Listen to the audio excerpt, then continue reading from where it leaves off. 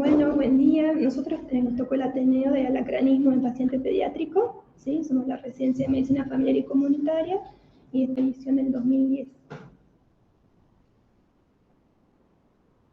Bien. En cuanto a las especies de interés en Argentina, tenemos las especies del género Titus, ¿sí? Dentro de Titus tenemos especies Titius trivitatus, confluens, argentinus, uruguayensis, bahiensis y paraguayensis. Están distribuidos desde el norte hasta el centro del país y en algunos casos de las provincias del sur también se ha encontrado el mismo. Las diferencias entre las morfologías de los escorpiones. Bien, en cuanto a estas diferencias, bueno, hay que diferenciar cuáles son peligrosos y cuáles no son peligrosos. Entre los peligrosos tenemos el género Titius, especie Trivitatus, y el confluens, ¿sí? Este se caracteriza porque estos alacranes tienen las pinzas largas, o sea, delgadas y angostas, y tienen un telson con apófisis subacular, ¿sí? Sí. Esta sería acá la apófisis y acá las pinzas. En cuanto al escorpión no peligroso, tenemos el género Botriurus, especie bonaerensis. Estos, bueno, se caracterizan porque tienen las pinzas más cortas y gruesas y el tensón sin apófisis subacular. Hay unas cuantas imágenes. Son las...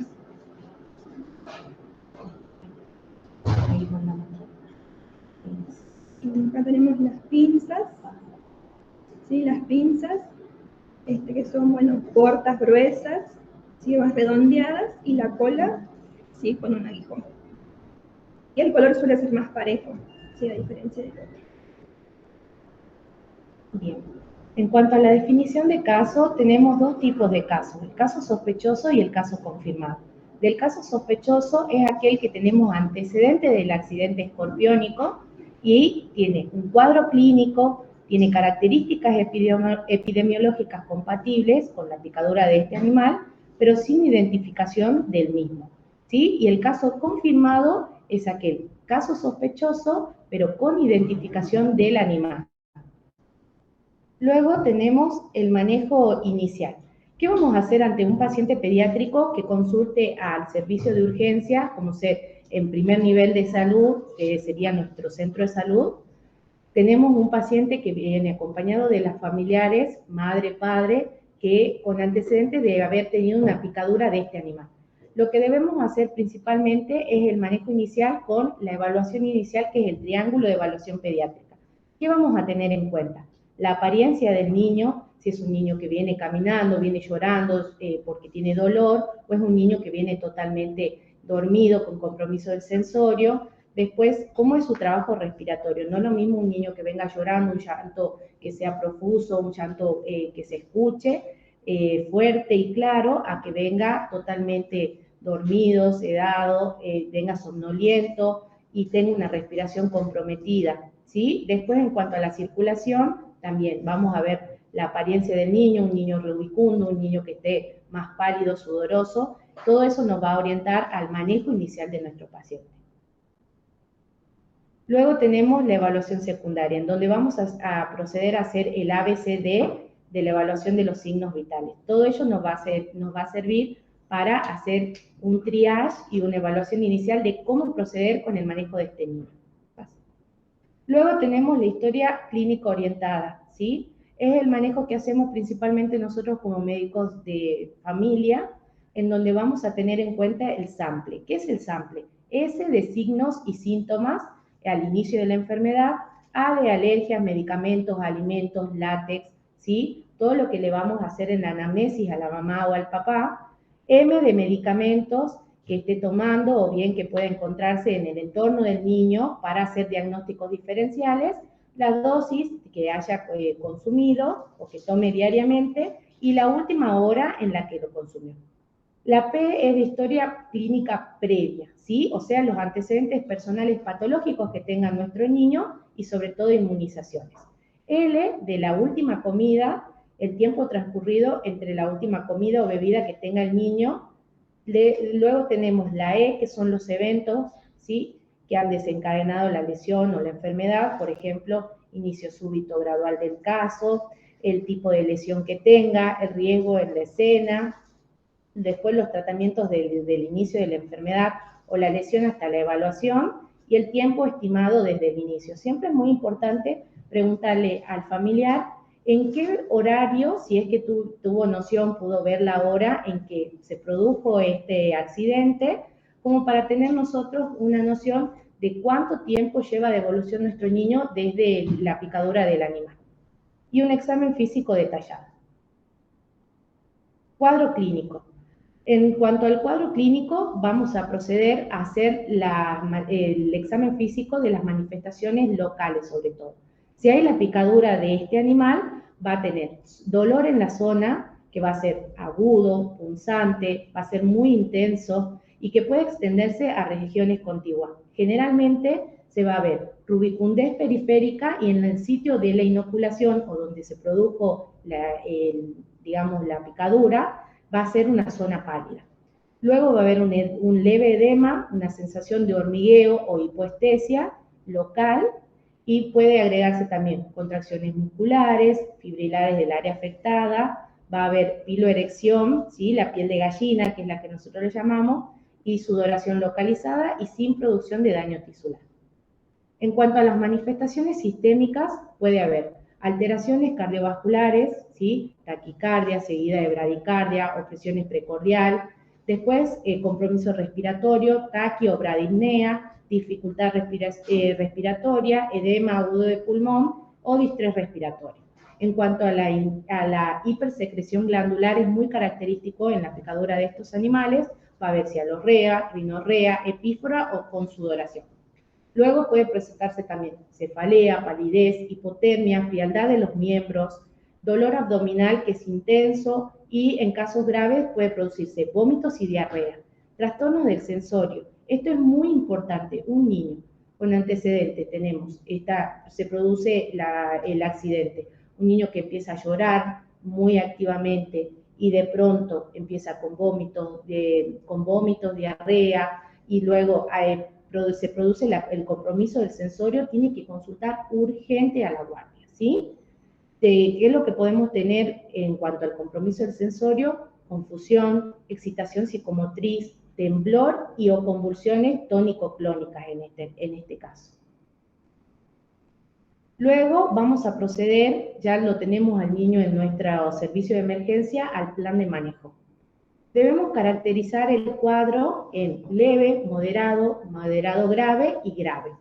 ¿Cómo vamos a saber que tenemos un cuadro leve? Cuando hay síntomas locales. Donde se produjo la picadura, va a haber dolor, edema, contractura y parestesias. ¿Cuál va a ser nuestro manejo o nuestra conducta? Va a ser la observación en el servicio de emergencia durante 3 a 6 horas. Monitoreo clínico, vamos a realizar si es que está en nuestro, tenemos a mano un electrocardiograma, porque la inoculación y la picadura de estos animales en un adulto donde tiene una superficie corporal más extensa, el compromiso no va a ser tan grave como en un niño que tiene una superficie corporal más pequeña, ¿sí? Puede producir alteraciones en el electrocardiograma, entonces nosotros debemos realizar el electro, porque por más que tenga síntomas locales leves, que nos orienten a que ha sido una picadura de menor intensidad, tenemos que valorar el electrocardiograma, porque si ya vemos una prolongación del QT o hay extrasístoles, algo que nos orienta a que el cuadro se va a agravar, debemos hacer la derivación de inmediato. Y luego un laboratorio también si está a nuestro alcance, porque la inoculación y las toxinas que libera van a producir una hiperglucemia. En cuanto al tratamiento de este cuadro leve, entonces lo que se adoptan son las medidas generales, que sería el tratamiento inespecífico, ¿sí? Entonces, ¿qué se va a hacer? Se van a aplicar compresas frías o hielo en la zona de la picadura, con esta administración de analgésicos, como por ejemplo dipirona, también se pueden administrar corticoides o algún antihistamínico si fuese necesario. Y el acceso venoso. En este caso, acá no está indicada la administración del suero para el antialacrán, ¿sí? Bien, en cuanto a un paciente que ya lo clasificamos como moderado, los síntomas que va a presentar son vómitos, cólicos, secreción, que es lo que hablamos, la cialorrea, rinorrea, sudoración, la broncorrea y la epífora, va a estar en cuanto a la frecuencia cardíaca taquicárdico, va a tener hipertensión arterial y la frecuencia respiratoria también puede estar o aumentada o disminuida. La conducta que vamos a tener ya con este niño, que nosotros lo vemos, valoramos y clasificamos como un cuadro moderado, es ya una hospitalización en UCI, ¿sí? Va a ser durante 24 a 48 horas el monitoreo, pero ya en unidad de cuidados intensivos. ¿Qué más vamos a realizar? Una radiografía de tórax, porque dijimos que puede producir edema agudo de pulmón, un electrocardiograma por el compromiso cardíaco que puede producir, un ecocardiograma, va a tener compromiso de disminuir la movilización del tabique interventricular, vamos a tener que hacer dosaje de enzima para ver el compromiso miocárdico, la CPK-MB, ionograma, glucemia, gasometría también y amilasemia. Bueno, para el tratamiento de este cuadro moderado, entonces hacemos un tratamiento de los síntomas generales, como en el cuadro leve. Tratamiento específico, acá ya se aplica el suero antiescorpión, ¿sí? Que es por vía endovenosa, y las ampollas se van a diluir en una solución fisiológica y se van a pasar en un tiempo aproximado entre 20 a 30 minutos. ¿Sí? Los sueros van a depender de qué instituto sea. Por ejemplo, si es del Instituto Malbrán, se administra una ampolla, y si es del Instituto Butantan de Brasil, son 2 a 4 ampollas. Aquí trajimos unas imágenes de las ampollas que nosotros manejamos en el Hospital Materno Infantil, ¿sí? Las dosis, sobre todo en los cuadros moderados, son hasta 150 diluciones por litro. Esta ampolla que yo les traje aquí es de 58. Lo que tenemos que hacer es, las dosis mínimas para el tratamiento de una picadura de nivel, o sea, con un cuadro moderado, es hasta 150. O sea que tenemos que sumar las ampollas hasta llegar hasta los 150 de dosis, ¿sí? Y como dijo bien mi compañera, se van a diluir en solución fisiológica y a pasar hasta 20 o 30 minutos. Tenemos estos tipos de suero antiescorpiónico, se encuentran aquí en el Hospital del Señor del Milagro, en zonas del norte también, donde tenemos mayor cantidad de alacranes, sobre todo del género de la especie Titius trivitatus, ¿sí? Y nosotros les trajimos acá como para que las conozcan, las vieran, seguramente ya las han manejado en algún momento. Luego tenemos en la clasificación del moderado grave. ¿Qué síntomas va a tener nuestro paciente? Ya va a ser vómitos incoercibles, va a estar un marcado aumento de las secreciones, va a haber alteraciones ya en el electrocardiograma, va a haber fiebre o hipotermia, va a haber compromiso del sensorio, la conciencia, excitación psicomotora. ¿Y qué conducta vamos a hacer? En este caso, la hospitalización en cuidados intensivos ya va a ser, digamos, no va a ser por 24 a 48 horas, sino que ya lo hospitalizamos directamente a nuestro niño y tenemos que hacer el mismo monitoreo. Radiografía de tórax, electrocardiograma, ecocardiograma, las enzimas, ionograma, glucemia, gasometría y amilasemia. Bueno, en cuanto al tratamiento moderado a grave, se hace tratamiento de la sintomatología, tratamiento específico. El suero acá si es del Instituto Malbrán, van de 1 a 2 ampollas, y si es del Instituto Butantan, van de 2 a 10 ampollas. Muy importante, me había olvidado. ¿Por qué tenemos esta diferencia en cuanto al Instituto Malbrán y en cuanto al Butantan?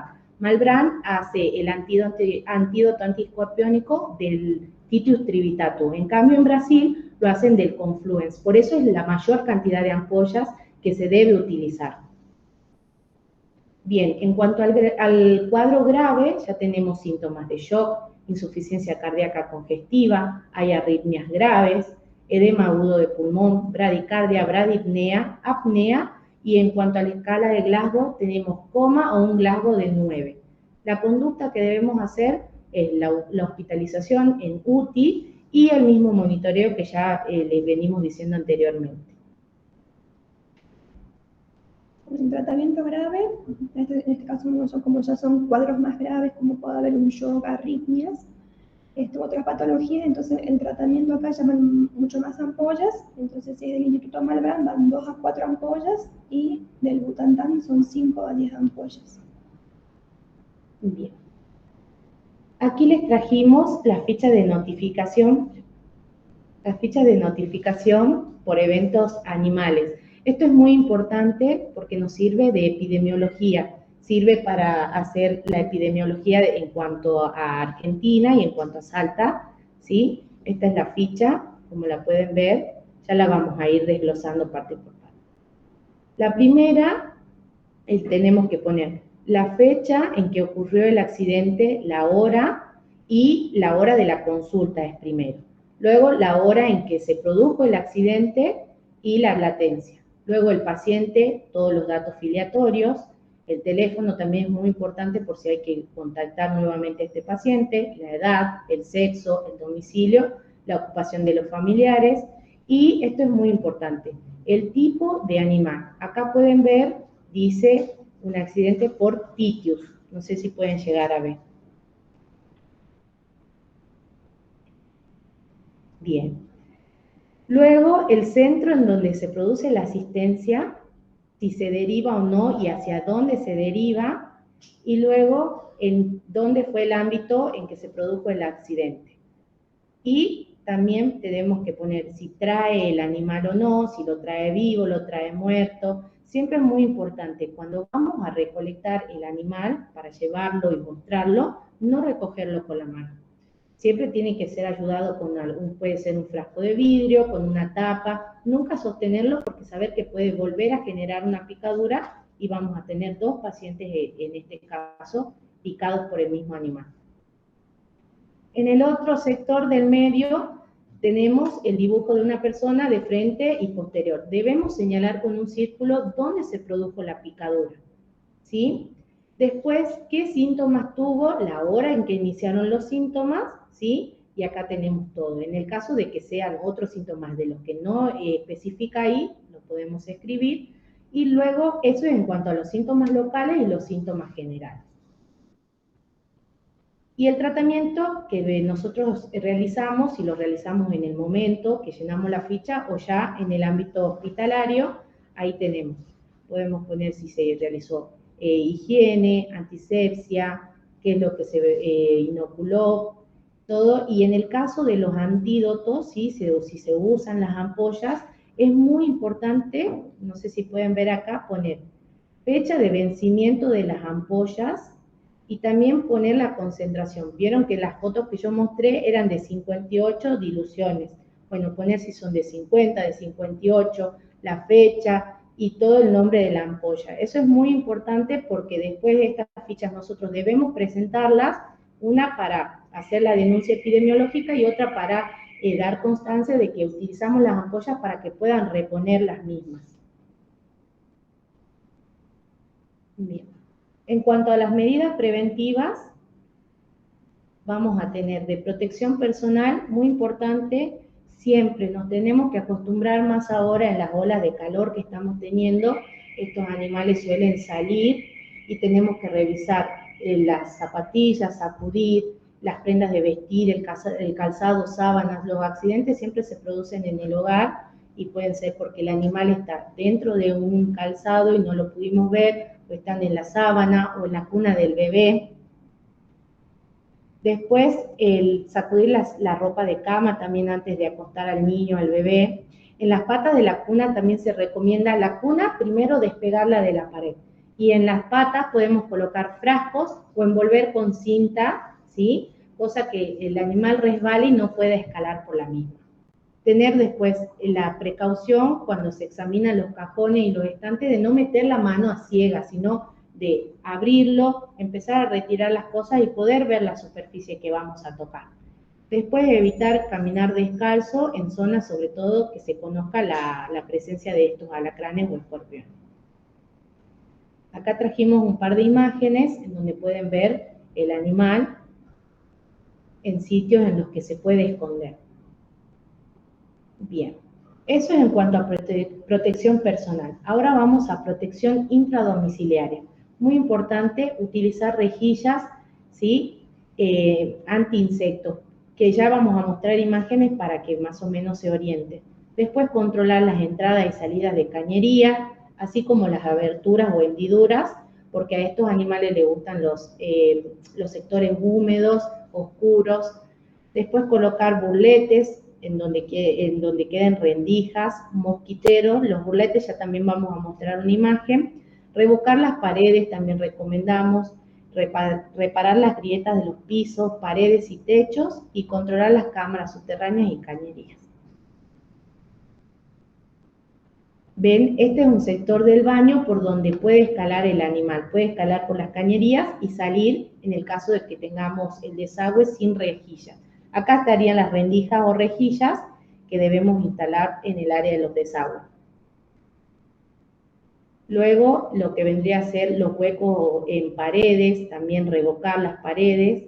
Y este es un burlete que podemos colocar para que si hay digamos, un espacio por donde pueda entrar el animal debajo de puertas o en un sector en donde se necesite, podemos colocarlo para evitar el mismo. Y por último, lo que vendría a ser el cuidado en el ámbito peridomiciliario. Hacer aseos cuidadosos y periódicos de la vivienda y alrededores, controlar sobre todo el lugar en donde vamos a desechar la basura. A veces el basurero pasa en distintos horarios, en algunos días a la semana, entonces el sector donde vamos a recolectar la basura hasta sacarlo, que pase el basurero, que no esté cercano a la casa, ¿sí? Porque esto atrae insectos, sobre todo las cucarachas, que son lo que más le gusta a este animal. Entonces vamos a tener como un lugar propenso a donde se va a concurrir. Luego revisar también cuidadosamente las hojarascas y escombros, pero siempre con el equipo adecuado. No, digamos, recolectamos las hojas y vamos a juntarlas con la mano, no, tratemos de hacerlo con palas, con guantes, lo que tengamos a mano, ¿sí? Y después se puede utilizar también las aves de corral, que son predadoras de estos animales. Bueno, muchísimas gracias por haber concurrido al Ateneo de hoy. Y bueno, acá les dejamos nuestras redes, por si quieren dejar preguntas, sugerencias, les gustaría que hablemos de algún tema en particular, o si quieren volver a verlo, ahí está nuestro link también para el Facebook, Facebook y YouTube, para que puedan verlo. ¿Alguna pregunta? Si alguien quiere realizar una pregunta también del público que nos está mirando, dejamos el espacio abierto.